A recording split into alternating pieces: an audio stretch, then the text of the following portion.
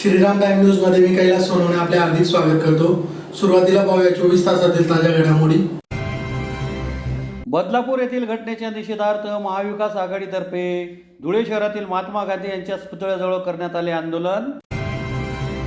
बदलापूर येथे बालिकांवर झालेल्या अत्याचाराच्या घटनेच्या निषेधार्थ धुळे महानगर भाजपतर्फे शहरातील झाशी राणी चौकात करण्यात आले तीव्र आंदोलन। नकाने रोडवरील केले नगरात नागरिकांचा जीव पाण्यामुळे धोक्यात, नागरिकांनी केले आंदोलन, प्रत्यक्ष आयुक्तांनी केली पाहणी।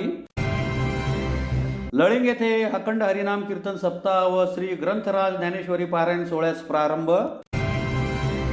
आणि निजामपूर येथील स्वामी विवेकानंद ग्रामीण बिगर शेती सहकारी पतसंस्थेची वार्षिक सर्वसाधारण सभा संपन्न।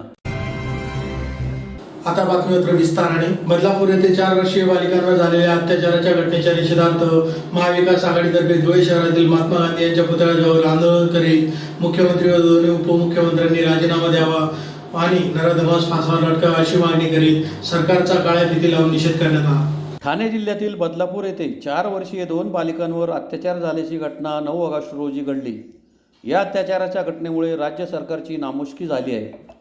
त्यामुळे मुख्यमंत्री एकनाथ शिंदे व दोन्ही उपमुख्यमंत्र्यांनी राजीनामा द्यावा, अत्याचारातील दोषींना ताबडतोब फासावर लटकावे अशी मागणी करीत महाविकास आघाडीतर्फे धुळे शहरातील महात्मा गांधी पुतळ्याजवळ आमदार कुणाल पाटील यांच्या नेतृत्वात काळ्या फिती लावून आंदोलन करीत निषेध नोंदवण्यात आला।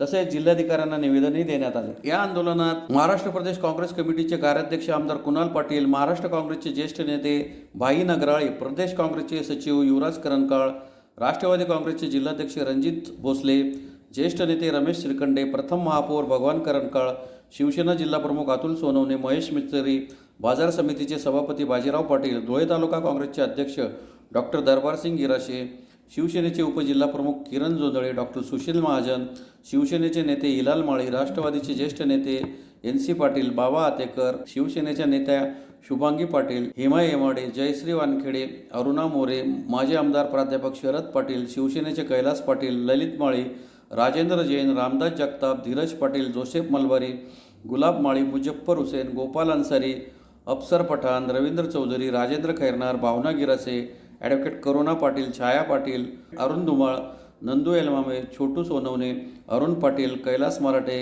सुरेश बळसाने आदी सहभागी झाले होते। या महाराष्ट्रामध्ये जी अत्यंत बिकट आणि भयानक परिस्थिती आपण सर्वजण अनुभवतो आहोत। परवा बदलापूरला झालेली घटना ही ह्या महाराष्ट्रातल्या राजकारण्यांच्या ज्या भावना आहेत त्या दर्शवणारी ही घटना आहे। एका महिलेला आपल्या मुलीला त्या ठिकाणी अत्याचाराला सामोरं जावं लागलं, याचा गुन्हा दाखल करण्याकरता एका गर्भवती महिलेला जर 12 तास पोलीस स्टेशनमध्ये बसून राहावं लागत असेल, मला असं वाटतं की याच्यापेक्षा दुर्दैवी प्रकार या महाराष्ट्रामध्ये घडू शकत नाही। आणि त्यामुळे आता राजकारण्यांच्या सर्वसामान्य माणसांच्या भावना आता याच्यामध्ये कशा आहेत त्या बोथट झाल्या आहेत का, असा प्रश्न आता आम्हाला पडायला लागला। आज आम्ही महाविकास आघाडीच्या वतीने सर्वच पक्ष आणि सर्वसामान्य जनता आज रस्त्यावरती येऊन त्या ठिकाणी या घटनेचा निषेध व्यक्त करतं। या घटनेचा किती निषेध केला पाहिजे ती कमी आहे। आणि असं असताना हजारो लोक जेव्हा त्या ठिकाणी बदलापूर रेल्वे स्टेशनवरती आंदोलन करत होते तेव्हा सरकारचे प्रतिनिधी सुद्धा त्याला भेटायला जाऊ शकत नाही।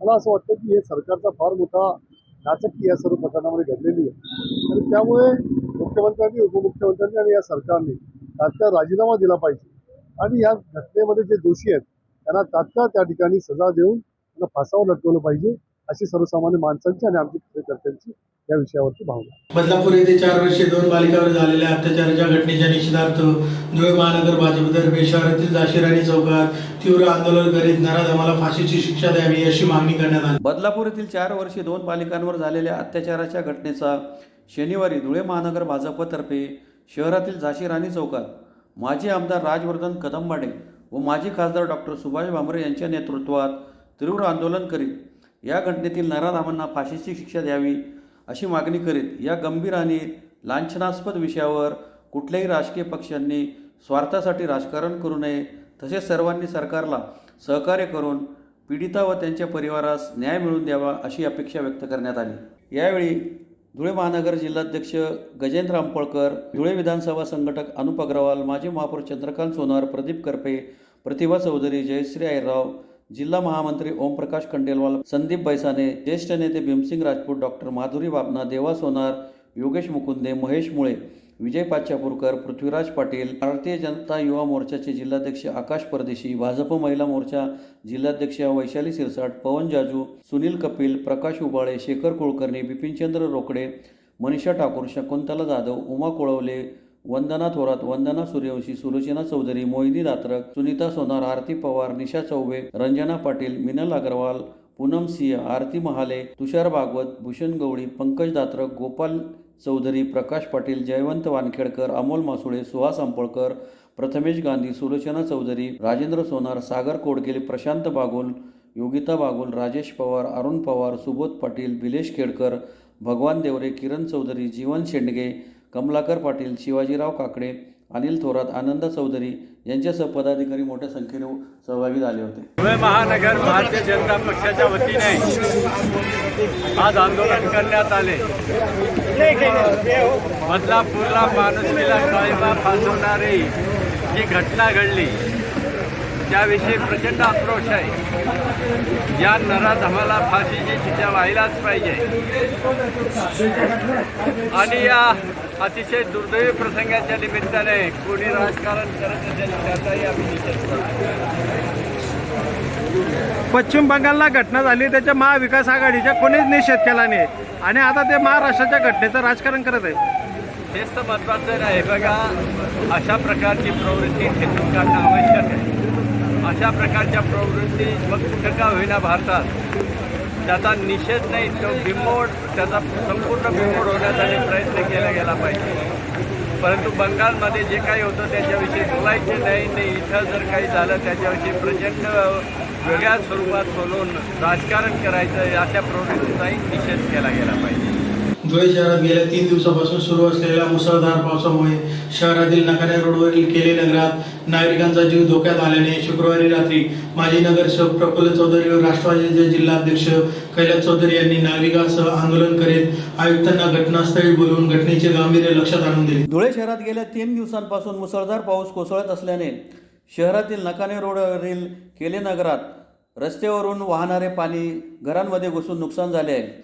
सुमारे 3 ते 3.5 फूट पाणी रस्त्यावरून वाहत असल्याने नागरिकांचा जीव धोक्यात आला आहे. त्यामुळे माजी नगरसेवक प्रफुल्ल पाटील व राष्ट्रवादी काँग्रेस पक्षाचे जिल्हाध्यक्ष कैलास चौधरी यांनी रात्री आंदोलन करीत मनपा आयुक्तांना घटनास्थळी बोलावून सदर परिस्थिती दाखवून दिली.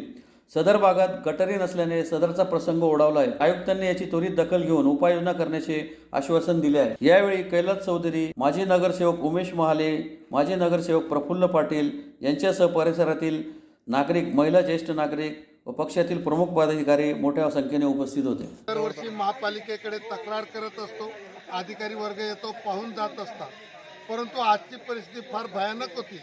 त्याच्यात आम्ही प्रफुल्लदादांशी सकाळी बोललो, त्यांनी आमच्या समस्या जाणून घेतल्या. त्याच्यानं त्यांनी कैलास भाऊंची बोलणं केलं प्रत्यक्षात आणि कैलास भाऊंनी अनिलदादांशी संपर्क करून आज आयुक्त मॅडमांना प्रत्यक्षात या ठिकाणी बोलावून आमची जी झालेली जे परिस्थिती आहे या परिस्थितीची पाहणी केली आणि आयुक्त मॅडमांनी आम्हाला शब्द दिला की मी तुमच्या गटारींचं काम लवकरात लवकर सुरू करते, असं त्यांनी आम्हाला आश्वासन दिलेलं आहे आणि ती आश्वासन पूर्ती महापालिकेने ताबडतोब करावी अशी आमची एक अपेक्षा आहे. तसंच आज आमच्या या केलेनगरवासी याच्यामध्ये भेट देऊन कैलास भाऊ आणि प्रफुल्लदादा, उमेश भाऊ माजी नगरसेवक यांनी आमच्या इथं भेट दिली. या सर्वांचं मी या केलेनगर आणि रामकृष्ण नगर तर्फे त्यांचे आभार व्यक्त करतो. पासून सततचा जो मुसळधार पाऊस चालू आहे त्यामध्ये आपल्या केलेनगरमध्ये फार मोठ्या कॉलनीच्या परिसरामध्ये पाणी 2 फूट ते 4 फूटपर्यंत थांबत होतं. त्यासाठी आम्ही अनिल भाईदास पाटील यांना फोन केला आणि त्यांनी लगेच कलेक्टरला फोन करून RDCने मला फोन केला की आयुक्त साहेब तुरंत या कॉलनीमध्ये येतील. त्याप्रमाणे आयुक्त साहेब पण आले.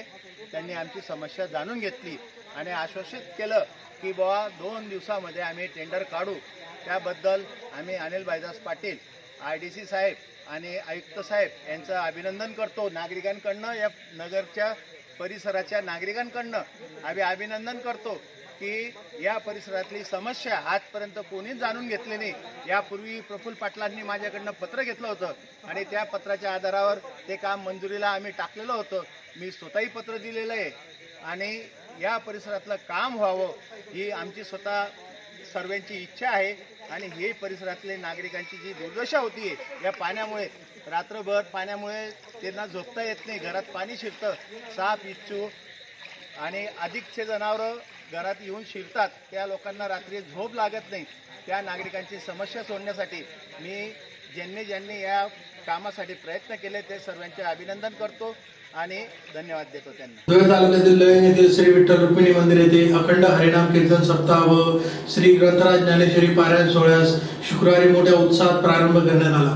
शुक्रवार दिनांक 30 ऑगस्ट रोजी काल्याच्या कीर्तनाने सप्ताहाची सांगता होणार आहे. धुळे तालुक्यातील लळिंग येथील विठ्ठल रुक्मिणी मंदिर येथे अखंड हरिनाम कीर्तन सप्ताह व श्री ग्रंथराज ज्ञानेश्वरी पारायण सोहळ्यास शुक्रवारपासून उत्साहात प्रारंभ करण्यात आला. हरिनाम सप्ताह निमित्त दिनांक 23 ऑगस्ट ते 30 ऑगस्ट दरम्यान विविध धार्मिक कार्यक्रमांचे आयोजन करण्यात आले आहे. दररोज पहाटे 5 ते 6 काकड आरती, भजन, सायंकाळी 6 ते 7 हरिपाठ व रात्री 9 ते 11 कीर्तनाचे आयोजन करण्यात आले आहे. दररोज सकाळी 9 ते 12 व दुपारी 2 ते 5 दरम्यान ज्ञानेश्वरी पारायण होणार असून पारायणाचे व्यासपीठ नेतृत्व हरिभक्त पारायण श्यामसिंग उर्फ अशोक सिंग परदेशी भूषवित आहे. त्यात दिनांक 23 ऑगस्ट रोजी हरिभक्त पारायण विनोदाचार्य रामचंद्र महाराज मालपूरकर यांचे कीर्तन संपन्न झाले. शनिवार दिनांक 24 रोजी हरिभक्त पारायण प्राध्यापक विवेक महाराज चोपडा, रविवार दिनांक 25 रोजी हरिभक्त पारायण गुरुवर्य ज्ञानेश्वर महाराज बेलदारवाडीकर, सोमवार दिनांक 26 रोजी हरिभक्त पारायण स्वप्नील महाराज गिरड,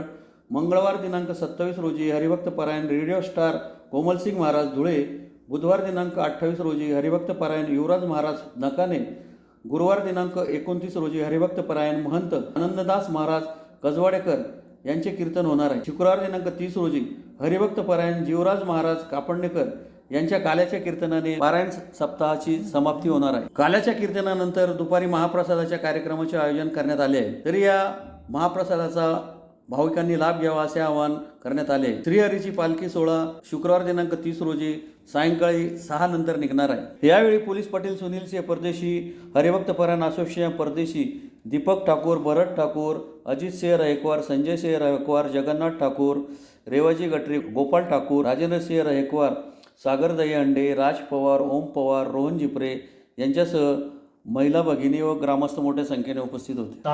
सालाबादाप्रमाणे यावर्षी अखंड हरिनाम कीर्तन सप्ताहाची सुरुवात लळिंगावात सुरुवात झाली आहे.